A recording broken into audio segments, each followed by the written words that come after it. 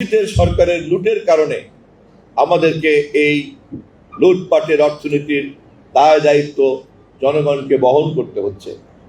অতএব এই সরকারকে এই ভাঙা অর্থনীতি, ধ্বংসপ্রাপ্ত অর্থনীতির হাত থেকে দেশকে আবার স্বাবলম্বী করতে কমপক্ষে 2 বছর সময় লাগবে।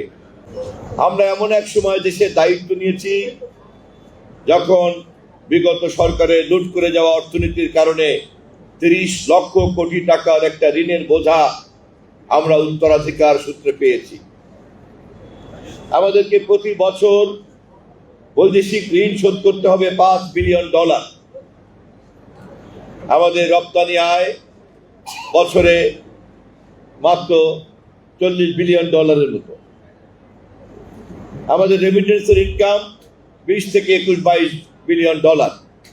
অথচ আমাদেরকে আমদানি করতে হয়, আমাদের অর্থনীতি আমদানি নির্ভর অর্থনীতি, এবং আমাদেরকে 60-70 বিলিয়নের আমদানি করতে হয়। ফলে আমাদের একটা ঘাটতি অর্থনীতি নিয়ে চলতে হয়, ঘাটতি বাজেট নিয়ে চলতে হয়, এবং অতীতের সরকারের লুটের কারণে আমাদেরকে এই লুটপাটের অর্থনীতির দায় দায়িত্ব জনগণকে বহন করতে হচ্ছে।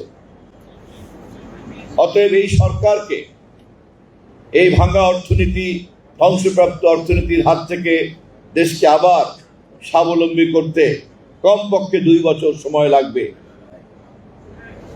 সেই কারণে আমাদের সমস্ত ভোটারদেরকে সজাগ করতে হবে, যাতে অর্থনৈতিক সংকট পুনরুদ্ধার করার এই জটিল সময়টাতে কেউ আমাদেরকে রাজনৈতিকভাবে বিভাজিত করতে না পারে।